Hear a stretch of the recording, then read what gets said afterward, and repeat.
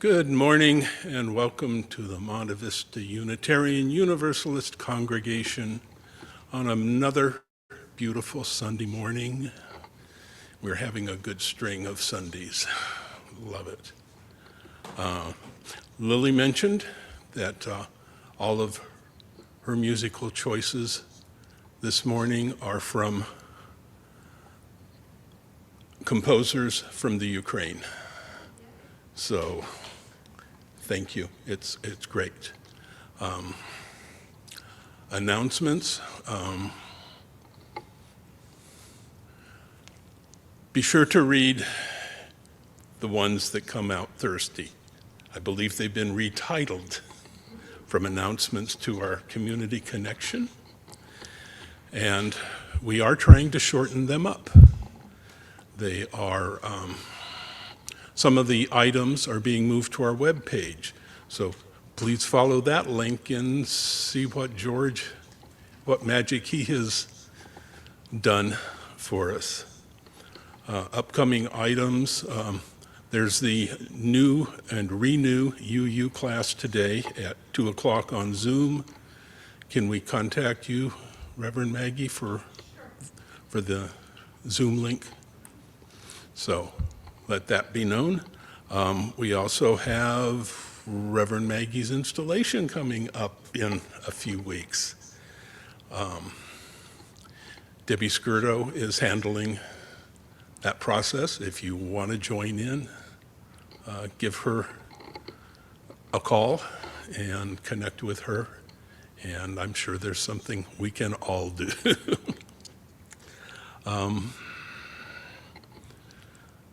Again, please read the Thursday announcements. I know they're long, but we're going to make them less repetitive so that we can get it done. There is one item that I put in my announcement, my letter last week. We have an opportunity for a second spirit level grant, and we're asking for ideas for priorities from the congregation. It could be a new roof, it could be landscaping, it could be a kitchen refresh, it could be a new roof and solar panels. I think many of us have accepted that we're going to be in this building for a while, and we need to take care of it. So if you have any suggestions there, you can send those to Brenda in the office admin at montevistauu.org. As far as our primary or our current spirit level grant, Steve is going to come up and give us a real quick update on where we stand, and I thank you much. Oh, don't forget your mask. Thank you. Good morning. You may recall that 2 weeks ago, our unofficial estimate for the fundraising was at about two-thirds, approaching two-thirds. Actually, we got a update from our bookkeeper, and we are now at 8,800, which puts us just over 70%. And so with your help, we'll get there before too long. And we, as Alan said, make your suggestions as to what we can do if we are approved for a second grant. Thank you.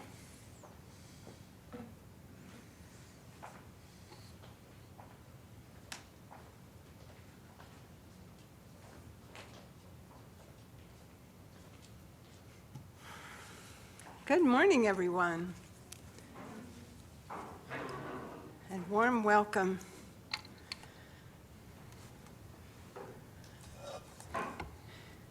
We have a lovely tradition here at Monte Vista that to begin our service, our ingathering is the ringing of the bowl 3 times. Once for those who came before. The Tongva people, who were the original stewards of this land and called it home long ago. We also honor our ancestors and the founding members of this congregation who imagined and planted it long ago. Once for those of us here and now, here in the sanctuary, and also we welcome and connect to you in our Zoom sanctuary this morning. For our members, our friends, our visitors, our staff, and our extended UU family who hold, care, and grow this beloved community that we call our own. And once for those who will come. For those who will come to find belonging among us and will call MVUUC their spiritual home in the days ahead.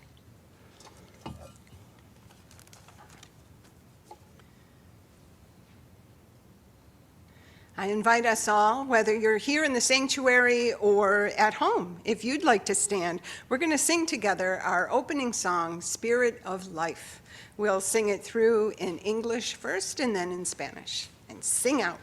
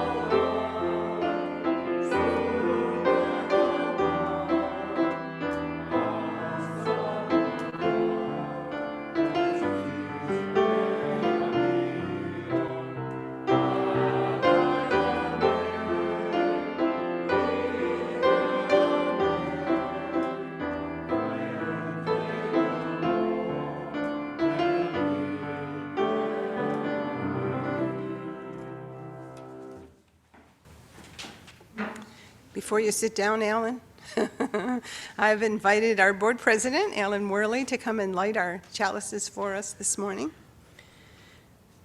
We're returning to the custom of having the children take from our gathering here before they leave for their church to take the chalice with them that the Kalapayan children gifted them with long ago. They will have a battery lamp. Yeah, you can do that one first. And I will read the words from written by Reverend Tara Humphreys. Whether you are from the south, the east, the north, or the west, whether you were born into this faith or found it or it found you, whether you feel at home or if you're still trying to find your place, whether you believe in God, are open to mystery, or still have no idea, whether you are unemployed, underemployed, cobbling things together, overworking, or in school, whether you are holding anxiety, grief, confusion, anger, hope, restlessness, or deep peace, Unitarian Universalism has a place for you. It's right here, and this chalice is for you.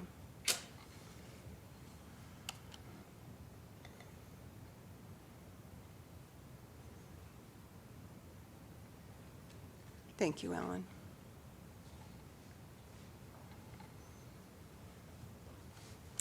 I invite everyone to open their hearts and make a connection with this covenant that we have adapted for ourselves from the words of L. Griswold Williams.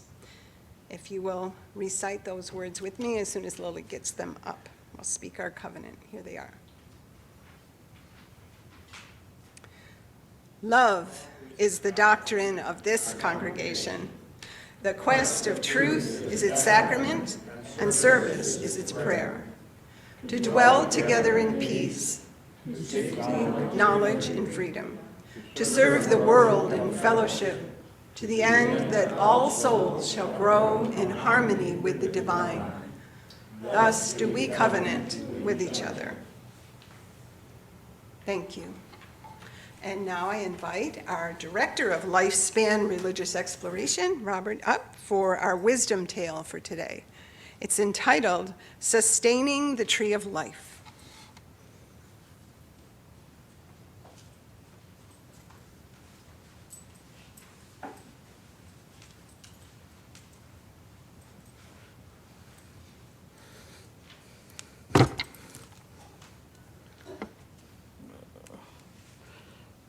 One second. I dropped my phone and I lost the story. Okay.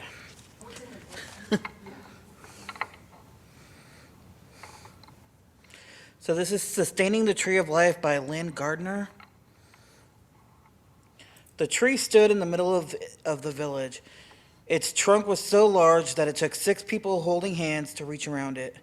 The roots were strong and wide, and its branches spread out over the village square, offering shelter from the rain or shade from the summer sun. Its fruit was juicy, sweet, and plentiful.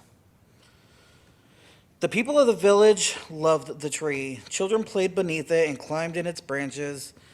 Young people knew that if you whispered your dreams to the tree, they were more likely to come true.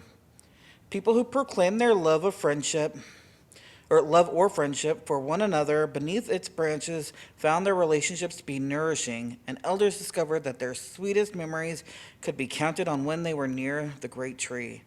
The tree had been witness to so much, and when the breezes blew through the leaves, one could hear echoes of generations, laughter, conversations, dreams, prayers, and songs. Animals loved the tree too. Rabbits lived in burrows under the roots, squirrels and monkeys lived in the branches, and bats and birds flew in to eat the abundant fruit. The tree seemed to buzz with life.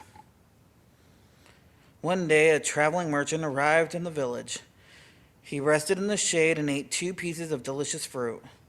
"This fruit is incredible," he said. "I would like to have some to sell in the next villages that I visit. Who owns this tree?" "No one owns the tree," replied a villager. "If anything, we belong to it." "Well then, if no one owns the tree, then no one will mind if I pick the fruit." said the merchant, and he began to fill a basket. I mind, said the villager, and today I am the keeper of the tree. What do you mean, the keeper of the tree? We each take a turn being here with the tree. We could never own it. We are here as protectors, as sustainers. That's ridiculous. This tree doesn't need you. You could just take what you need, take what you want, and the tree will continue. But the villager couldn't be persuaded. Sir, this tree isn't like that. We don't come here to take from it, even though we receive much. We are keepers of the tree because this is where we are nourished. This is where some of our most precious memories are and where our people have dreamed. This is where we remember who we want to become. Well, said the merchant, you may think this is very special, but it still doesn't need you to sit with it. That is preposterous. Ah, replied the villager, the tree itself may not need me, but what of others who come by? Just this morning I sat with a woman whose heart was heavy with worry. Had I not been here, she would have had to carry that weight alone. And this afternoon, a tired couple came by, and they rested with me. They said they had been looking for a place like this, and then an elder came by, and we watched the birds and the branches together. And now you are here. You were confused about what this tree is and how to be with it. Imagine if you had arrived and not found anyone here to talk with. You might have continued thinking that everything you do is all about you. Luckily for you, my friend, I'm here to let you know that when you care for a tree of life, it becomes so much more than just you. And the merchant sat for a while in the shade, thinking about these ideas that felt new and a little challenging. As the sun went down, he picked up his bag and headed out of town, whistling out a song that he hadn't thought of in years. On his way, he shared a smile with each person he met, his heart feeling strangely light and joyful. And the people of the village, they continued to sustain the tree of life, to come for one another and to share their gifts with grace and gratitude. May it be so for each of us.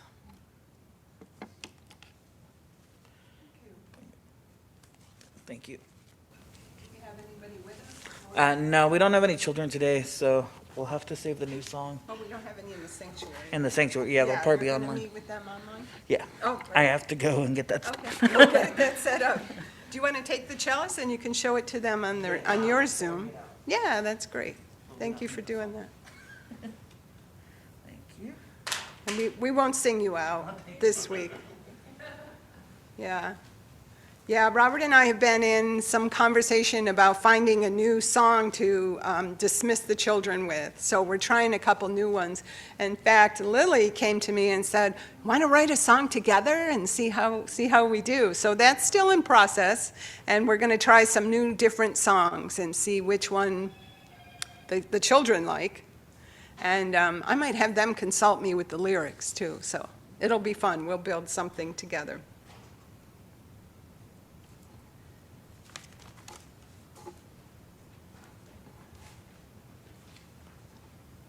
Excuse me.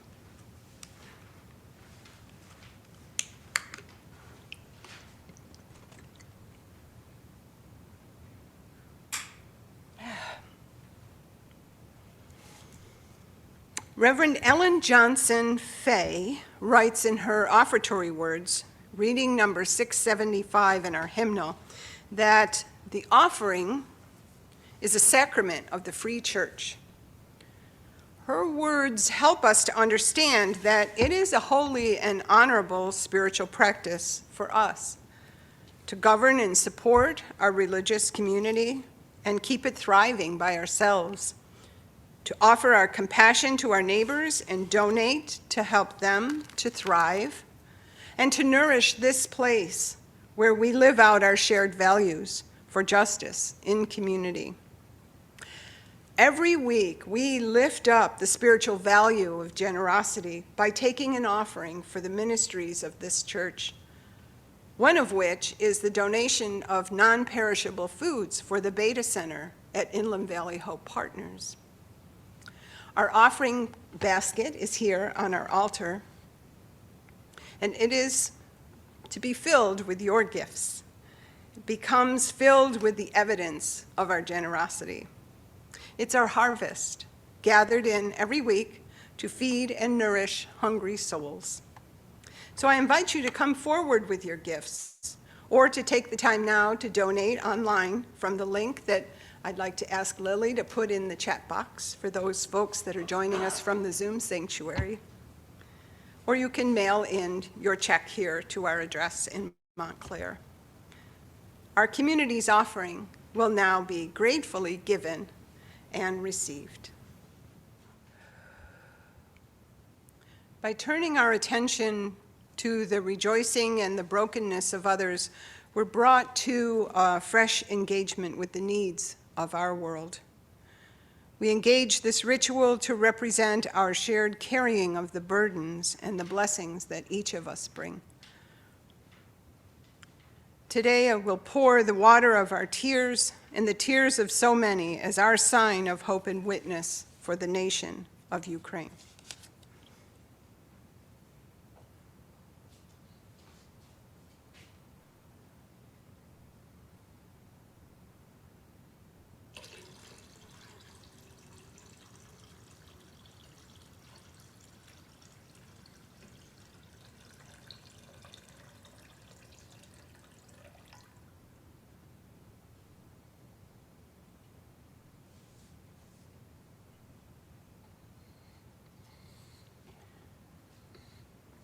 We will also drop a stone for each of the threshold moments that we hold in prayer today. If we have any in our chat box, I can check here.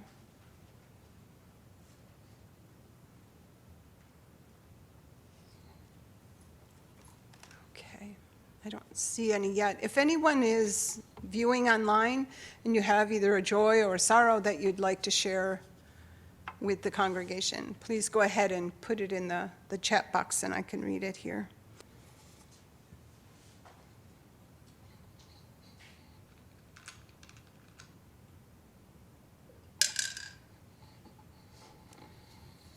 I dropped a rose quartz for her, it has the energies of unconditional love.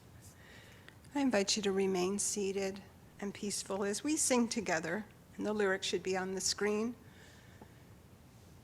It's number 1008 from our hymnal, Singing the Journey. I know we always label them by their color, but actually their title is probably more appropriate. It's number 1008, When Our Heart is in a Holy Place.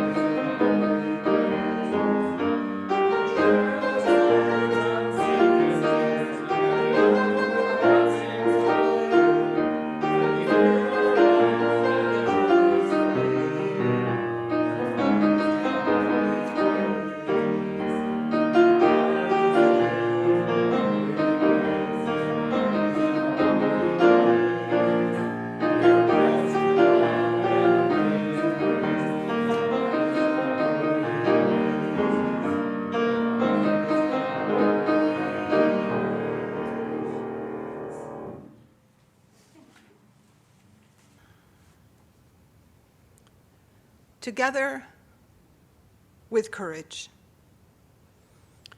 Our reading of Valerie Carr's words end with an important benediction for us. They give us a way through, an answer to the question that we're not asking aloud yet, but we sense the question in our hearts. And maybe your heart feels as if you carry a woven mess of many questions.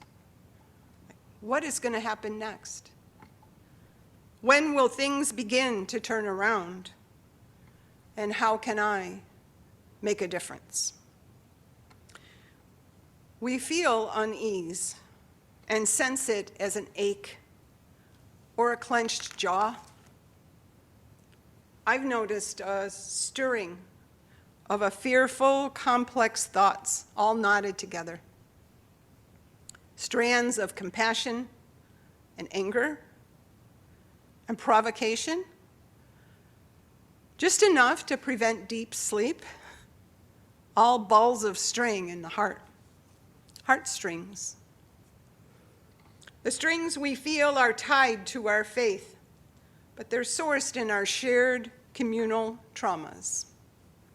They connect us in many ways, to the ways we offer our care for one another, to our concerns for Ukraine, to COVID, to climate change, racism, homelessness, economic disproportion. Any one of those strands would be enough. But here we are.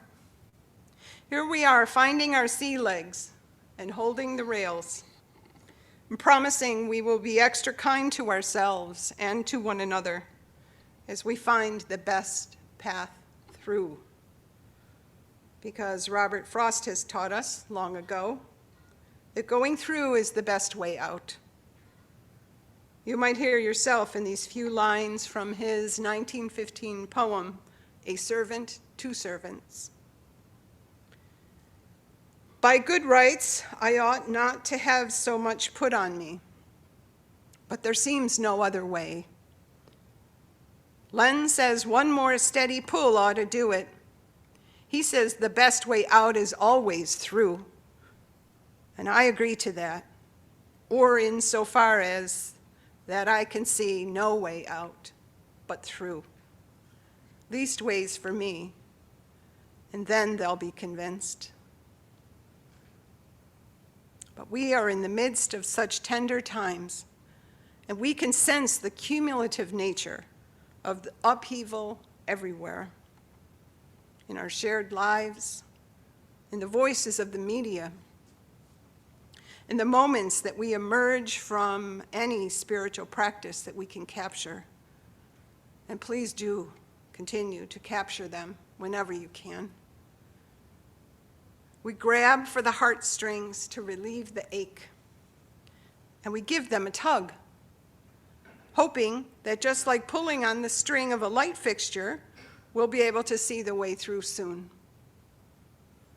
And pulling on those heartstrings does open the way to our source of strength, our grounding principles, our core beliefs, our Unitarian Universalist faith. We search in our deep places for answers that we haven't much evidence of, and we imagine a healing that we know can come. And we pray for peace. Because in all the ways that our faith has ever mattered, it truly has to matter now. We are a compassionate community that expresses our values as a lived experience. In the very ways we walk in the world, in every relationship, and in each moment of our embodied daily living. Unlike the faith traditions that we may have come out of, the heartstrings of our faith, this faith, are not pulling us toward waiting for a promise or answers from the hereafter, but engaging wholeheartedly in the here and now. How we live in the world and care for others, how we engage with our principles and become better people as we live them out. How we bring who we are into our relationships, and how willing we are to be curious about our own need to change, to grow, to love. The heartstrings of our faith pull us to make each of our lives an individuated expression of our UU values in every way. And with each tug of our heart, as we pull on those connections, we find our way through as we live deeply into our faith and breathe in the life that it offers to us. The life-sustaining gifts of this congregation are here for our individual spiritual well-being, and they're offered to the world as we invite new members to come and make this their church home. They're here to be embraced and to be lived out, not only as a fond memory or as a promise that we made for some future commitment, but as our lived experience and our heartstrings. Just like in the wisdom tale that Robert read to us, we sustain our community like that tree of life to the village. This community is the tree of life to us.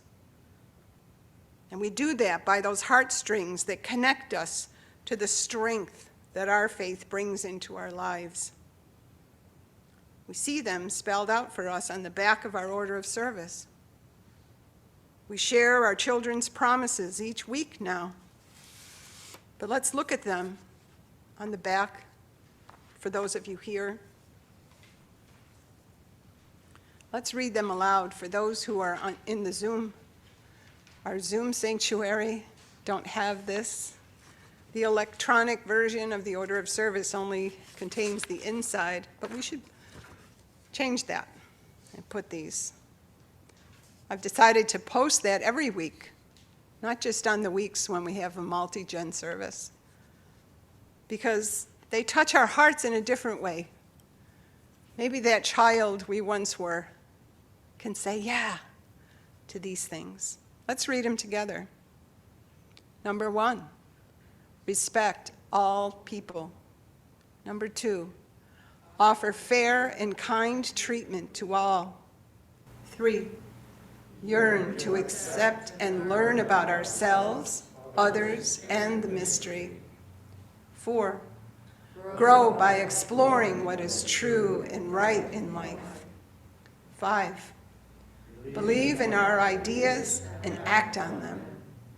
6, insist on a fair, peaceful, and free world for all. Let's read 6 again. Insist on a fair, peaceful, and free world for all.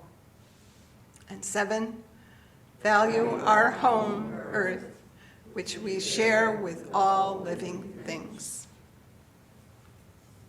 Those are heartstrings for our children, the children in this congregation, our future.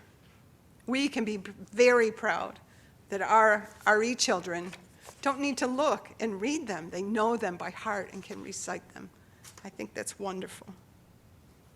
But now let's read our 7 principles together and read them aloud. They're so important to us, and we know they're always there, but I think just putting them into a service now and then is a really good thing. Let's start with the introduction. As Unitarian Universalists, we covenant to affirm and promote the inherent worth and dignity of every person. 2, justice, equity, and compassion in human relations. 3, acceptance of one another and encouragement to spiritual growth in our congregation. 4, a free and responsible search for truth and meaning. 5, the right of conscience and the use of the democratic process within our congregations and in society at large.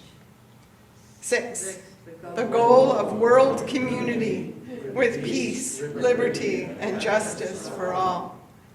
And 7, respect for the interdependent web of all existence, of which we are a part. We take those to heart, and we let those be our heartstrings of our faith. We look inside our order of service, and we feel the tug of those heartstrings when we read our ingathering words, honoring our past, our present, and our hope for our future. We speak the words of our covenant that we hold with one another, to keep love as our doctrine, to seek truth, to serve as peaceful seekers of knowledge that serve together so that all souls can grow spiritually. And before we close each week, we promise to hold the light, the warmth, and the fire in our hearts, and hold truth, community, and commitment. Heartstrings. So in the days ahead, when your heart aches for the world, and no doubt it will, turn to these heartstrings and give them a pull. Let them help you through, and as you are able, may we offer them to the world that needs what we have so much. Amen, and blessed be.